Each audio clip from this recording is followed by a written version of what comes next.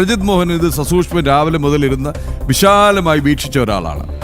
അവിടെ കണ്ട കാഴ്ച എന്താണ്? ഇത് കണ്ടാൽ ഒരു സാധാരണക്കാരന്, ഒരു മാധ്യമ പ്രവർത്തകനും ആവണ്ട, ഒരു ലീഡിംഗ് റിപ്പോർട്ടറും ആവണ്ട, ഒരു ആങ്കറും ആവണ്ട, ഒരു സാധാരണ പ്രേക്ഷകന് കണ്ടാൽ മനസ്സിലാകുന്ന കാഴ്ച എന്താണെന്ന് മാത്രം ഒന്ന് പറയും. അടിസ്ഥാനപരമായി ആദ്യം രഞ്ജിത്ത് അമ്പാടി പറഞ്ഞതിനോട് പൂർണ്ണമായിട്ടും വിയോജിക്കട്ടെ. ഇത് കേരളത്തിൽ ആദ്യമായിട്ടല്ല ഒരു ഇ ഡി റെയ്ഡ് നടക്കുന്നത്. തലസ്ഥാനത്ത് ആദ്യമായിട്ടല്ല. മാസങ്ങൾക്ക് മുമ്പ് കേരളത്തിൽ ഇ ഡി റെയ്ഡ് നടന്നിട്ടുണ്ട്, തലസ്ഥാനത്ത് നടന്നിട്ടുണ്ട്. അന്നുണ്ടായിരുന്ന പോലീസ് സംവിധാനങ്ങൾ, ഇന്റലിജൻസ് സംവിധാനങ്ങളും ഒക്കെ പ്രവർത്തിച്ചത് എങ്ങനെയാണെന്ന് നേരിട്ട് നിന്ന് കണ്ടിട്ടുമുണ്ട്. അന്നുണ്ടായിരുന്ന ഒരു രീതിക്കുമല്ല കഴിഞ്ഞ ദിവസങ്ങളിൽ അവിടെ ഈ റെയ്ഡ് നടക്കുന്ന സമയത്ത് ഉണ്ടായത് എന്നുള്ളതാണ് ഇതിൻ്റെ പ്രധാനപ്പെട്ട പ്രശ്നം. രണ്ട്, ഏറ്റവും പ്രധാനമായി നമ്മൾ ചൂണ്ടിക്കാട്ടേണ്ടത്, രാവിലെ ഒരു റെയ്ഡ് ഉണ്ടാകുന്നു. റെയ്ഡിന് സമയത്ത് ഉദ്യോഗസ്ഥർ അവിടെ വരുന്നു. അവിടെ ഈ രീതിയിൽ വീടിന് തൊട്ട് പുറത്തായി കേന്ദ്രസേന ഉദ്യോഗസ്ഥരെ വിന്യസിച്ചിരിക്കുന്നു. ഈ സാഹചര്യം ഉണ്ടാകുന്നു. പിന്നീട് അവിടേക്ക് ആളുകൾ കൂടുന്നു. സ്വാഭാവികമായും ഈ പ്രദേശങ്ങളിൽ, പ്രത്യേകിച്ച് ബേക്കറി പോലെയുള്ള തിരുവനന്തപുരം നഗരത്തിന്റെ ഹൃദയഭാഗങ്ങളിലായതിനെ തന്നെ ഇന്റലിജൻസിന്റെ, ഷാഡോ പോലീസിന്റെ ഒക്കെ കൃത്യമായ വിന്യാസമുള്ള മേഖലയാണ്. അവിടെ ആളുകൾ ഉണ്ടായിരുന്നു എന്നുള്ളത് യാഥാർത്ഥ്യമാണ്. അവർ ഈ വിവരം വളരെ കൃത്യമായി, ഇന്റലിജൻസിന്റെ ഉദ്യോഗസ്ഥർ ഈ വിവരം വളരെ കൃത്യമായി മുകളിലേക്ക് അറിയിച്ചിട്ടുമുണ്ട് എന്നുള്ളതാണ് നമുക്ക് മനസ്സിലാകുന്ന കാര്യം. അവിടെ നിന്ന് ഇത്തരം വിവരങ്ങൾ പാസ് ചെയ്തിട്ടും അവിടെ ഒരു മോബ് ഉണ്ടാകുന്നു.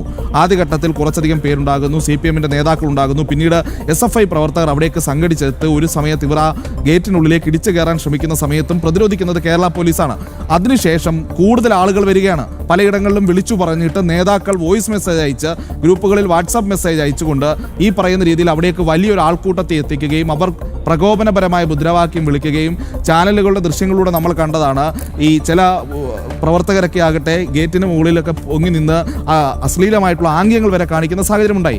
അങ്ങനെ ഉണ്ടാകുന്ന ഒരു സാഹചര്യത്തിൽ ഒരു ക്രമസമാധാന പ്രശ്നം ഉണ്ടാകാൻ സാധ്യതയുണ്ട് എന്നുള്ളത് ഇന്റലിജൻസിന്റെ റിപ്പോർട്ട് ഉണ്ടായിട്ട് കൂടി ഒരു തരത്തിലും ആവശ്യമായ പോലീസ് ഫോഴ്സിനേക്ക് അവിടേക്ക് എത്തിക്കാൻ സംസ്ഥാന പോലീസിനായിട്ടില്ല എന്നുള്ളതാണ് പ്രധാനപ്പെട്ട കാര്യം. അന്ന് ജില്ലാ പോലീസ് കമ്മീഷണർ ഡ്യൂട്ടിയിൽ ഉണ്ടായിരുന്നില്ല. അദ്ദേഹം മറ്റൊരു ഉദ്യോഗസ്ഥനെയാണ് ചുമതലപ്പെടുത്തിയത്. പക്ഷേ ഈ പറയുന്ന 8 മണിക്കൂർ നീണ്ട റെയ്ഡ് കഴിയുമ്പോഴും അതിനുശേഷവും പറയുന്ന സോക്കോൾഡ് ഉദ്യോഗസ്ഥൻ അവിടേക്ക് എത്തിയിട്ടില്ല. ഈ പറയുന്ന പ്രശ്നമേഖലയിൽ എവിടെയും അദ്ദേഹത്തിന്റെ സാന്നിധ്യമോ ഇടപെടലോ ഉണ്ടായിട്ടില്ല, നിർദ്ദേശങ്ങളും ഉണ്ടായിട്ടില്ല. 2 ജൂനിയർ ഉദ്യോഗസ്ഥർ നിന്ന് കാര്യങ്ങൾ നിയന്ത്രിക്കുന്ന സാഹചര്യമാണ് ഉണ്ടാകുന്നത്. നമ്മൾ ആ ദൃശ്യങ്ങളിൽ കാണുന്നത് വെച്ച് വിലയിരുത്തുകയാണെങ്കിൽ ഈ ഉദ്യോഗസ്ഥർ ഈ പറയുന്ന CPM-ന്റെ തിരുവനന്തപുരത്തെ തലയെടുപ്പുള്ള നേതാക്കളുടെ മുന്നിൽ ചൂളിപ്പോകുന്നതാണ് കണ്ടത്. കൃത്യമായ ഒരു മോബിനെ കൺട്രോൾ ചെയ്യാൻ കഴിവില്ലാത്ത കുറച്ച് ഉദ്യോഗസ്ഥർ എന്ന് വേണമെങ്കിൽ നമുക്ക് അവരെ പറയാം. പക്ഷേ അവർ വളരെ ജൂനിയറാണ് പ്രതിഭ. അതുകൊണ്ട് തന്നെ ഭൂരിപക്ഷം ഈ പറയുന്ന രീതിയിലുള്ള വിമർശനങ്ങൾ അവരിലേക്ക് എത്രത്തോളം നമുക്ക് പറയാൻ കഴിയുമെന്ന് അറിയില്ല. പക്ഷേ അവിടെ ഉണ്ടായിട്ടുള്ളത് കൃത്യമായ പോലീസിങ്ങിന്റെ പരാജയമാണ്. കേന്ദ്രസേന വരുന്നതോ അല്ലെങ്കിൽ ED-ക്ക് സംരക്ഷണം ഒരുക്കുന്ന ഉദ്യോഗസ്ഥരുടെ ചുമതലയല്ല ആ മതിലിന് വെളിയിൽ എന്ത് നടക്കുന്നു എന്നുള്ള കാര്യം നോക്കുകയും അവിടെ നിയന്ത്രണം നടത്തുകയും ചെയ്യേണ്ടത്. ഒരുപക്ഷെ പ്രദീപ് ഒന്ന് ആലോചിച്ച് നോക്കുക, ഈ ഉദ്യോഗസ്ഥരെ ആക്രമിക്കുന്ന സമയത്ത് അവിടെ നിന്നൊരു കേന്ദ്രസേന ഉദ്യോഗസ്ഥൻ ആ വാഹനത്തിൽ നിന്ന് പുറത്തിറങ്ങി അയാളുടെ ഗണ്ണ് യൂസ് ചെയ്തിരുന്നെങ്കിൽ ഇവിടെ എന്താകുമായിരുന്നു സ്ഥിതി? ഇവിടെ രക്തസാക്ഷികളെ സൃഷ്ടിക്കാൻ വേണ്ടി നടന്ന ശ്രമമാണ് നമുക്ക് കൃത്യമായി പറഞ്ഞുകൂടെ. അങ്ങനെ ഒരു സാഹചര്യം ഉണ്ടാവുകയായിരുന്നെങ്കിൽ അതുപോലും നിയന്ത്രിക്കാൻ കഴിയാത്ത അവസ്ഥയിലേക്ക് കേരള പോലീസ് പോകുമായിരുന്നു എന്നുള്ളതാണ് അവിടെ നടന്നത്. അത് കൃത്യമായ പോലീസിങ്ങിന്റെ വീഴ്ചയാണ്. ഈ പോട്ടെ, ഇനി ഇവിടുത്തെ നാടകങ്ങളെല്ലാം കഴിഞ്ഞു, സമ്മതിച്ചു, അവരുടെ പ്രതിഷേധം അവർ പ്രകടിപ്പിച്ചു, ഉദ്യോഗസ്ഥരെ ആക്രമിച്ചു, ഉദ്യോഗസ്ഥർ അവിടെ നിന്ന് പോയി. പക്ഷേ ഇത് കഴിഞ്ഞിട്ടും ഈ പ്രതികൾ എന്താണ് ചെയ്യുന്നത് എന്നുള്ളതാണ്. അവർ മുദ്രാവാക്യം വിളിച്ചവർ പാർട്ടി ഓഫീസിലേക്ക് കൂട്ടമായി പോകുന്നു. അത് കേരളത്തിലെ മുഴുവൻ മാധ്യമങ്ങളും കവർ ചെയ്യുന്നു. അത് കേരളത്തിലെ ജനങ്ങൾ മുഴുവൻ കണ്ടുകൊണ്ടിരിക്കുന്നു.